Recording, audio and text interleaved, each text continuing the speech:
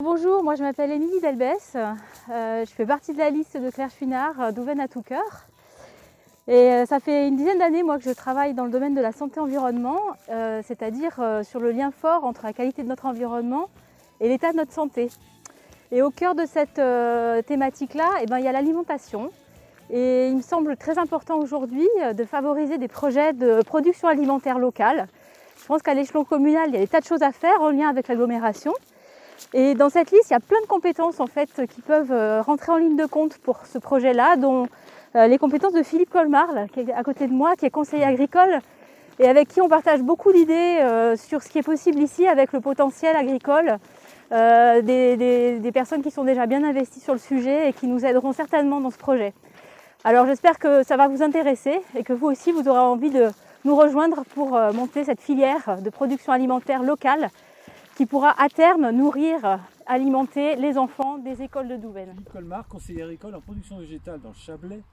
Donc j'ai rejoint la liste de Claire Chouinard, qui s'appelle À tout cœur, et je rejoins aussi les propos d'Émilie par rapport à une alimentation de qualité. Donc pour avoir une alimentation de qualité, il faut avoir une agriculture de qualité et aussi respectueuse de l'environnement. Actuellement, l'agriculture est en pleine transition agroécologique, surtout en production végétale. Et pour répondre à cette demande sociétale, cela prend du temps, surtout pour organiser nos filières agricoles entre le producteur et le consommateur. Je pense par exemple à l'implantation de lentilles qui pourrait se faire dans le Bas-Chablais. Cela aussi implique un changement de nos habitudes alimentaires et celles de nos élèves dans le collège du Bas-Chablais.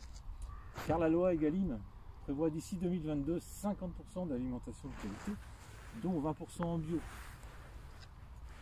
Actuellement, des mesures locales et nationales sont en place, surtout des mesures locales qui nous intéressent, surtout dans le Bas-Chablais.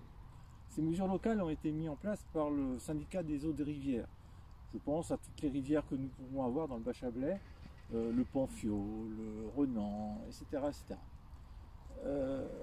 Donc, 4 leviers agro-environnementaux ont été mis en place sur 20 exploitants et sur 2500 hectares. Le premier levier, c'est s'occuper de la biodiversité. Je pense aux abeilles, implanter des cultures mellifères. Et aussi la gestion des fertilisants, la stratégie aussi de l'application des pesticides, hein, et aussi préserver nos ressources en eau. Quand je pense aux pesticides, vous savez que le glyphosate il va être arrêté d'ici 2021. Notre département aussi est implanté de 70% de surface toujours en herbe pour faire du foin. Et nos agriculteurs aujourd'hui produisent, implantent des prairies ou implantent des luzernes pour moins dépendre des protéines extérieures.